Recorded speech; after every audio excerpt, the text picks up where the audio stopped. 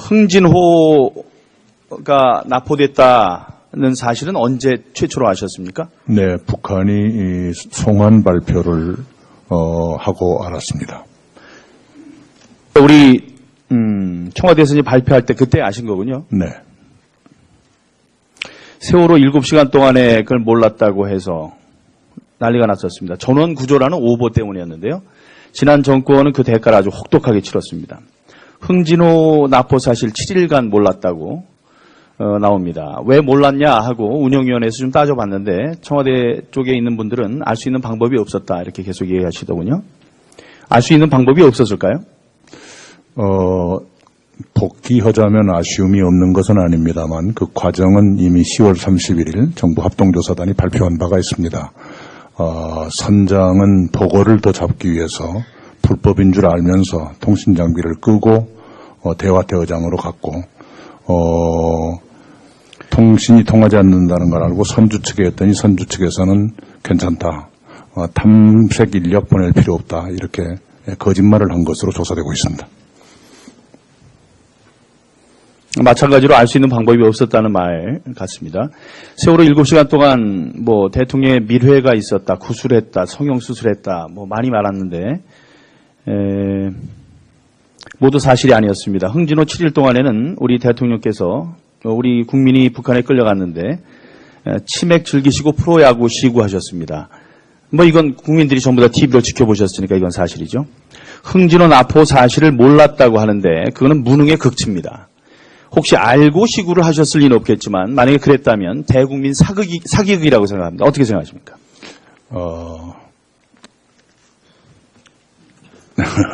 예, 그럴 리가 있겠습니까? 그러니까 알고 그러진 않으셨다. 예, 2002년 월드컵 때 연평해전에서 전사했지만 외면됐던 우리 용사들을 생각나게 하는 사건이라고 저는 생각합니다. 궁금한 게 많은데요. 이것부터 여쭙겠습니다. 송영무 국방장관께서 저녁 때나 돼서 오시는데 똑같은 얘기입니다. 이 안보를 책임지는 송영무 국방장관께서 이 사실을 몰랐으면 무능했던 거고요. 우리 국방에 구멍이 뚫렸다는 거니까. 해경은 보니까 열심히 했습니다. 일보부터 청와대에는 19번 보고를 한 걸로 나와 있는데 근데 해경은 알았는데 장관이 몰랐다면은 사람들이 얘기하는 송영무 패싱이 아니겠습니까? 둘 다 우리 해임 요건이 된다고 생각하는데 총리께서는 어떻게 생각하시는지요? 네, 어선은 해경의 소관인 것으로 압니다. 그러므로 국방부가 몰라도 좋다는 것은 아닙니다만 업무 소관상으로는 그렇습니다. 북한에 우리 간첩선이 왔다 갔다 하면 그건 또 누구의 소관입니까? 해경입니까? 아니면 국방부입니까? 배가 올 적에 어떤 배냐라는 것이 먼저 식별되기는 어려울 겁니다. 오는 거 얘기하는 게 아니고요. 가는 거예요.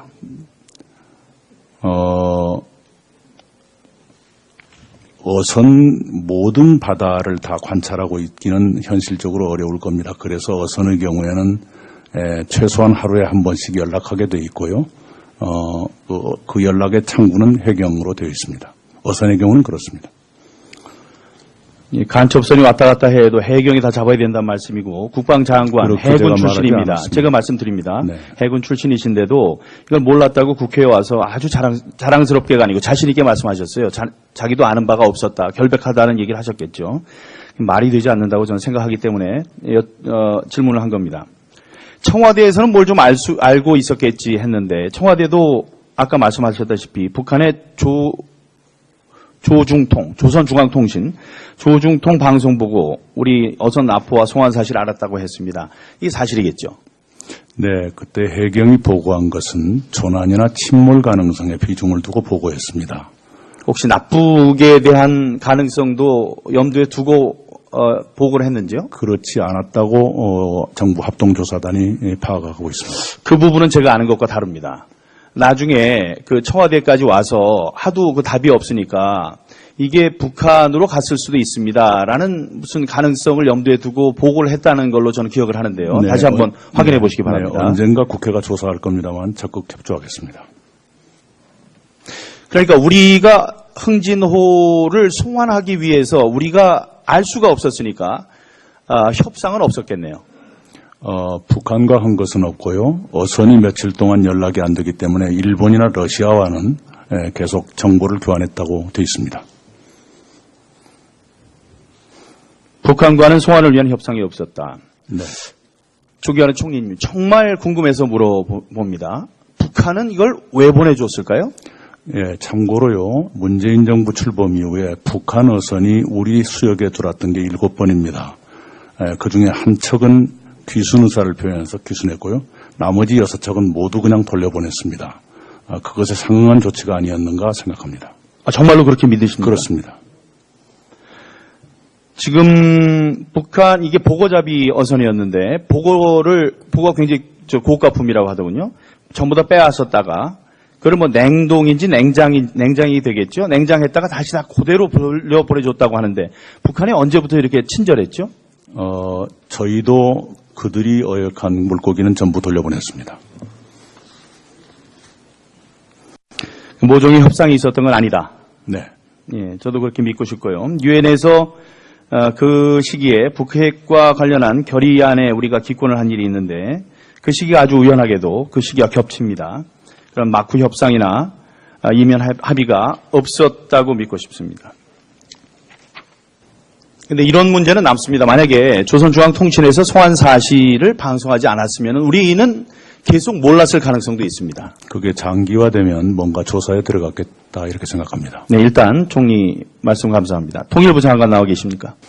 우리 국민 7명 등 모두 10명이 탄 우리 어선 납포돼서 가족들은 불안해하셨겠죠. 북한 측으로부터 납포 사실과 관련해서 전통문을 비롯해서 이런 사전에 어떤 얘기도 들으신 게 없는지요? 예, 총리님께서도 보고하셨습니다만 27일 날 그날 조선중앙통신 보도를 보고 처음 알았습니다. 통일부 장관께서는 그 사건의 위급성을 좀 미리 알고 계셨는지요? 우리 배가 이렇게 조난당했다는 사실 자체를 저희는 전혀 모르고 있었기 때문에 이 사건과 관련해서 어떤 판단을 조선중앙통신을 보도해 보기 전까지는 하지 못했습니다. 배경에서는 통일부에 대해서도 보고가 갔죠. 이게 북한에 납포된 것으로 판단이 안 됐기 때문에 해경에서 통일부로 그런 전파는 없었습니다. 자, 총리께 다시 한번 확인합니다. 지금 북한은 유엔 결의안 때문에 돈을 얻기 위해서 지금 난리를 치고 그다음에 우리 금융기관 해킹하려고 하는 것 다 아실 겁니다. 네. 보고를 받으셨을 텐데 그런 사람들이 인도적 차원에서 선원들을 그냥 돌려보냈다. 상식적으로 이해가 되질 않습니다. 지난번에 사례가 몇 차례 있는데요. 2010년에는 55 대승호가 납포됐었습니다. 7명이 타고 있었는데 1개월 끌다가 100억 원 상당 당시에요. 2010년이니까 7년 전인데 100억 원 상당의 대북 수혜 지원 대가로 이제 추정이 됩니다. 그걸 이제 협상의 지렛대로 삼아서 간신히 석방이 됐고 2012년부터 2013년까지 모두 4차례에 걸쳐서 중국의 배가 4차례 납포됩니다. 그래서 각각 1억 5천만 원, 2,500만 원, 3,600만 원, 또 1억 원쯤 주고 풀려나는 일이 있는데 이게 그냥 풀려났다는 게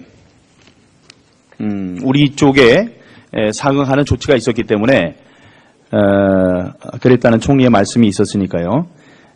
그래도 궁금한 것들이 많으니까 또 이것을 알지 못했다고 해서 모두 면책이 된다고 저는 생각하지 않습니다.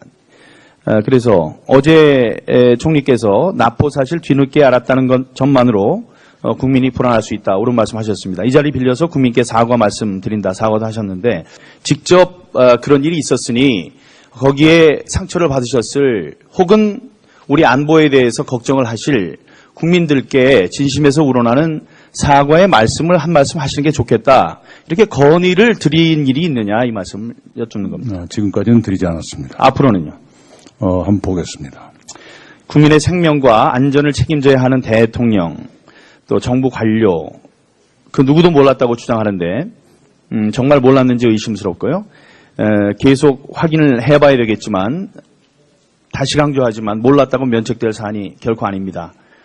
국가안보 컨트롤 타워 기능이 마비됐던 것과 마찬가지 상황입니다. 관련자를 문책해야 한다고 생각합니다. 어떻게 생각하십니까? 네, 책임질 일이 있으면 당연히 책임을 물어야 되겠죠. 그리고 이 석연치 않은 부분이 이제 많습니다. 보면 이 마스크를 쓴다든가 숙련된 분들이 보고 낚시를 하는 건데 너무 젊다든가 이제 국민들이나 가족들은 그분들의 이제 안위가 이제 걱정이 됐을 겁니다. 북한에 갔다 왔으면 거의 황천 갔다 온 거죠. 그래서 보고 싶으셨을 텐데 그 얼굴을 가리겠다고 그분들이 먼저 얘기를 했다고 합니다. 그런 것 비롯해서 여러 가지 궁금한 점이 많으니까 지금 계속 국회에서의 진상조사 말씀하시는데 그것도 필요하면 저희들이 이제 여야 합의를 거쳐서 하겠죠. 그런데 선주나 선장께서 국회에서 증언할 수 있는 것은 별로 중요하지 않다고 생각합니다. 기자분들이 계시니까요. 우리 언론 앞에서 기자회견을 해서 모든 의혹 밝힐 수 있도록 적극 협조해 주시면 좋겠는데 그럴 이사가 있으시죠? 네, 언제든지 그렇게 할 용의가 있습니다. 그리고 마스크는 본인이 얼굴을 세상에 알리는 것이 싫다 해서 본인이 요구했던 것으로 보고를 받고 있습니다.